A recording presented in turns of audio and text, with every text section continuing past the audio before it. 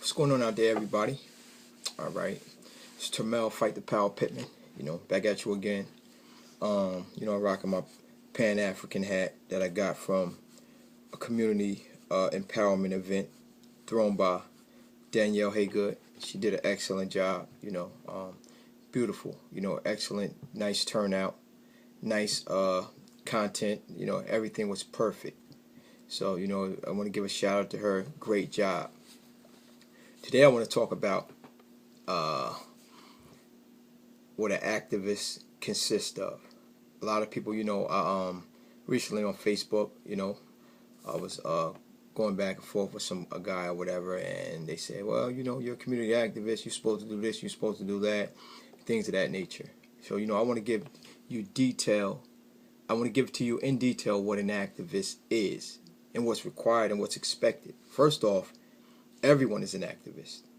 Basically, it's, you stand on your principles you believe in, that, you acquired in your head, and if someone violates them, you act on them. You don't let anyone violate your principle, your core principles. Now, you have some that allow anybody to step all over and do whatever, or they're so easy to be persuaded or so easy to be compromised that it makes no sense to have principles. That's the difference. So activists stand on their core principles and what they believe in. Whether they include you in their principles, it's totally up to them. But do know this, that it's not an obligation. They decided to include you.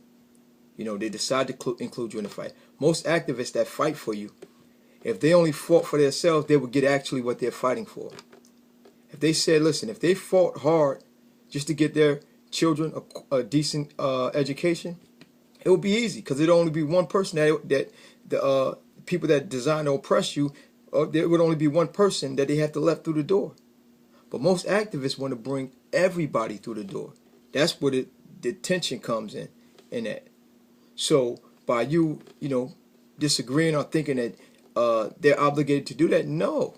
If Martin Luther King just focused on his children and his wife, he would have no problems. He would still be living today and living at a decent quality of life, a good quality of life. If Malcolm X felt the same way, he'd still be here, no problems. Walter Hudson, Zayed Muhammad, Salam Ishmael, Lawrence Ham, Al Sharpton. All these people are Tormel Pittman. If we all had selfish thoughts, we would skate right through with no problems, no headaches. But the difference is we want a better quality of life for everyone. So, you have the people that you're fighting for still feel like you're obligated. No, there's no obligation. And there's no rule. There's a rule that an activist is not ever supposed to be compensated. Now, I don't know what book you guys were reading. I don't know where you guys got that from, or who told, who explained this to you. If it's written down anywhere, any law book or something, please show it to me, because I don't know an advocate of any other nature that don't get paid. No other nature. No. Pastors get paid. They get compensated. You have attorneys get compensated. Police officers get compensated. Firemen get compensated. Counselors get compensated. Everyone get compensated. So who put in a book that an activist is not supposed to?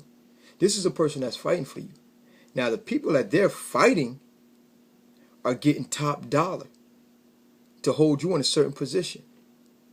So now here's the person that you got fighting for them, and you want them to fight off of a bag of potato chips and a quart of juice. Picture that. You just had the person you're supposed to fight, the person you're fighting. You put your fighter in the ring, right? Their fighter just ate a protein drink. They've been training in the best gym. They've been doing all the right exercise, all the right calisthenics. You don't got no gym for your trainer. You don't want he ain't ate all day long, stomach growling. He's sleepy, been up all night, tired, exhausted, and you want to throw him in a ring with a lion. And then when he lose, while he gets knocked out, halfway killed, you stand over top him and say, you wasn't all that anyway. Who said that was what an activist is supposed to go through?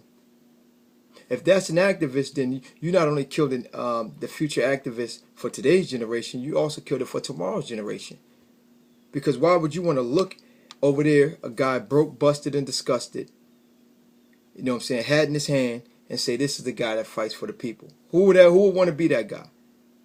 But the guy that looks like he has some pop to him, look like he fights for the people and still not drained, you know, that's the guy that's the sellout. And that's the guy that don't need to be compensated. I don't know where you guys get this from. I don't know who wrote that down somewhere, but you are sadly mistaken. Because at any time, any activist could turn around and say, you know what, let me focus on my family. Let these guys fend for themselves. And you don't have a replacement. Who's going to replace the guy that's fighting for you? But you feel like he's not going to be compensated. Now you have an attorney that comes in the game. He's not going to get his hands dirty. He'll talk to you, yeah, sorry what happened to you.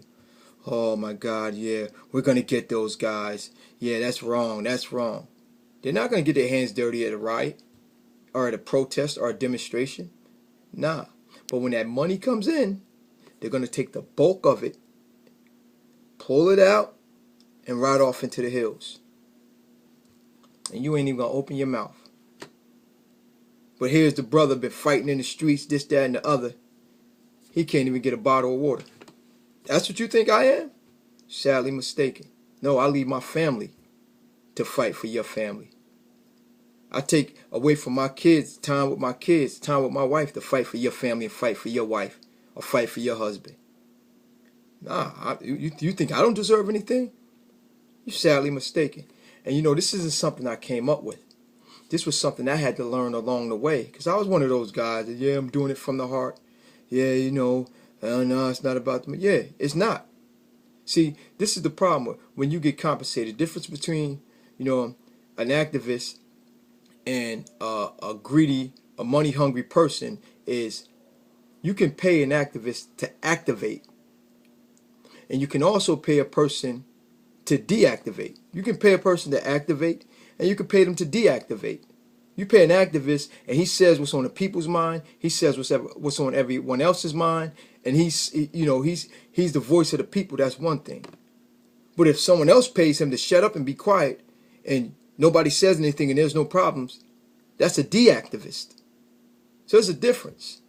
You know, there's a big difference. So you got to learn when you speak, because you know, like I said, I didn't know this in the beginning. You know, I was taught this. I'll tell you when I learned this.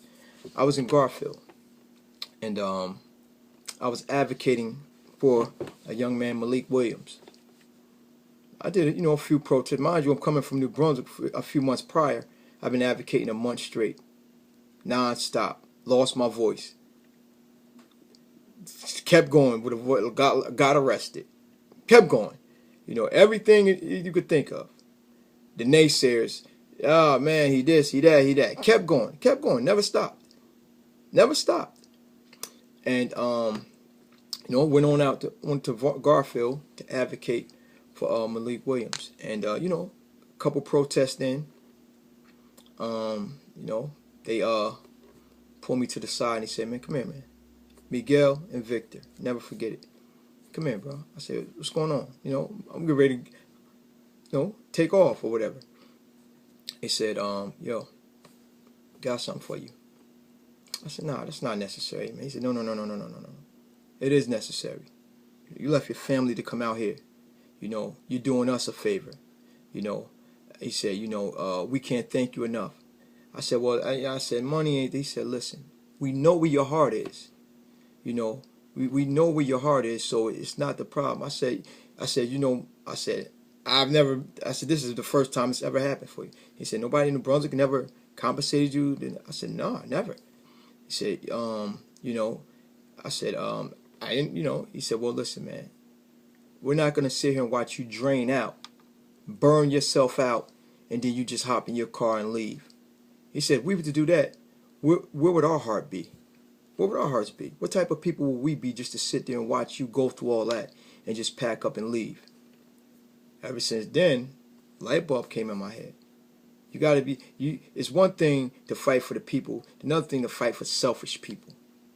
You're fighting to get selfish people in the door, so that means that the problem will reoccur again. Whatever situation you're fighting for, good education. If you put just because, it doesn't mean black and white. That doesn't matter. It's about selfish people. We're in conditions because other people are selfish and feel that they're entitled to more than other people. So you're going to show your manner. They taught me to look at people who are selfish.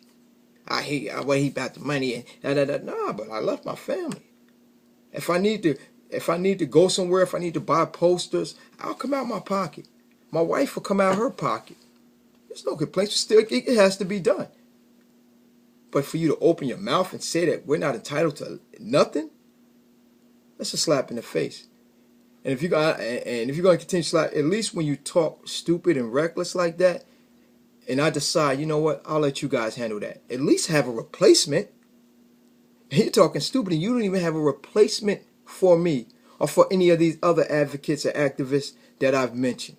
So at least have a replacement.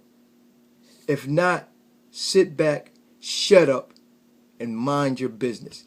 Because activism is not your business. Activism is not what you do. Activism is not what you're interested in. Let the people that's doing the work get busy.